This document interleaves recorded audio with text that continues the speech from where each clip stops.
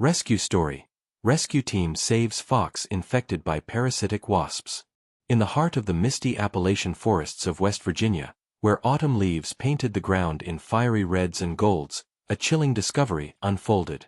It was early October, and a group of local hikers stumbled upon a sight that would haunt their dreams: a red fox, sleek and wild, thrashing wildly on the forest floor. Its fur was matted with dirt and blood, and a swarm of tiny, iridescent wasps buzzed furiously around its belly, diving in and out like vengeful spirits. The fox let out a piercing yip of agony, its eyes wild with pain and fear. One hiker, a young woman named Sarah, froze. "Oh God, it's dying," she whispered, pulling out her phone to call for help. That call reached the Appalachian Wildlife Rescue Team just as the sun dipped low, casting long shadows over the trail. Team leader Dr. Elena Vasquez, a tough-as-nails veterinarian with 15 years saving critters from the brink, grabbed her gear without hesitation.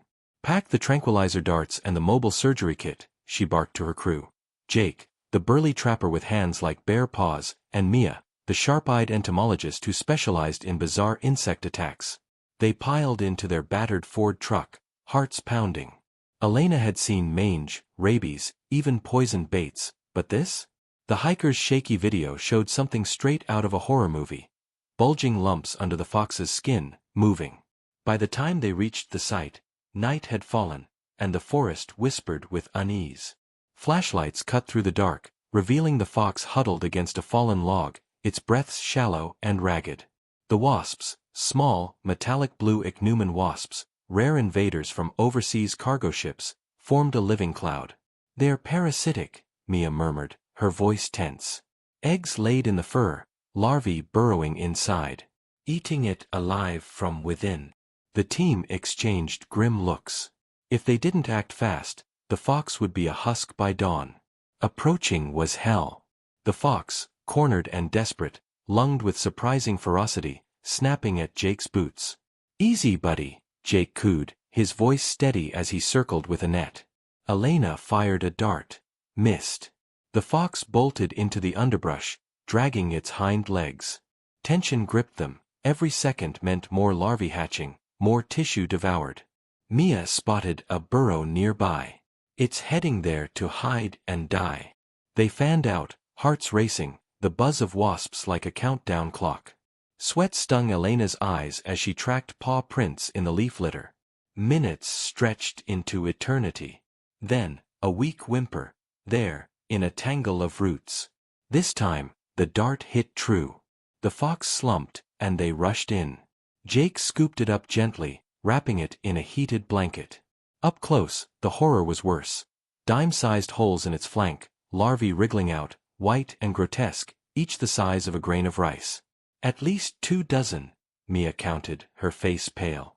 They loaded it into the truck, the engine roaring to life as they sped back to the rescue center 20 miles away.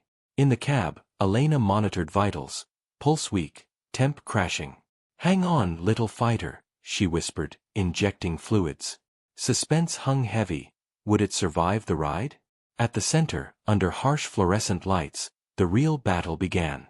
The team scrubbed in, the air thick with antiseptic and fear. Elena made the first incision along the belly, revealing a nightmare. Tunnels of larvae, pulsing like veins.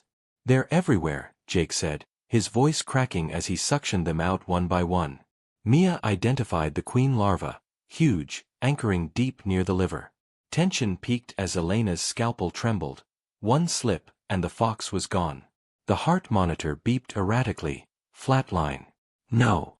Elena shocked it with tiny paddles, willing life back. Beep, beep, steady. Hours blurred. They extracted 47 larvae, stitched wounds, pumped antibiotics. By 4 a.m., the fox lay still but breathing, a tiny chest rising and falling.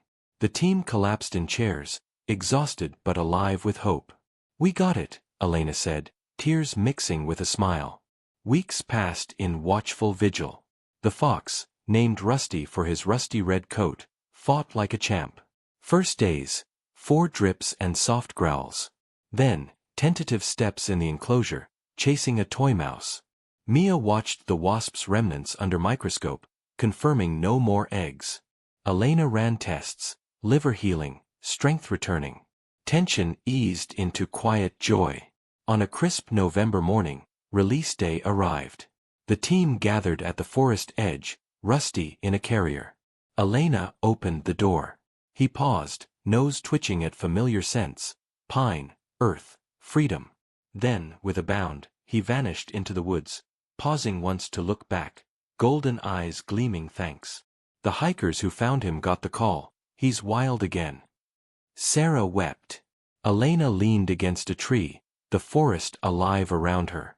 In saving one small life, they'd reminded everyone, nature's horrors could be beaten with grit, heart, and a little luck. Rusty was out there now, hunting, thriving, a perfect wild ending to an impossible tale.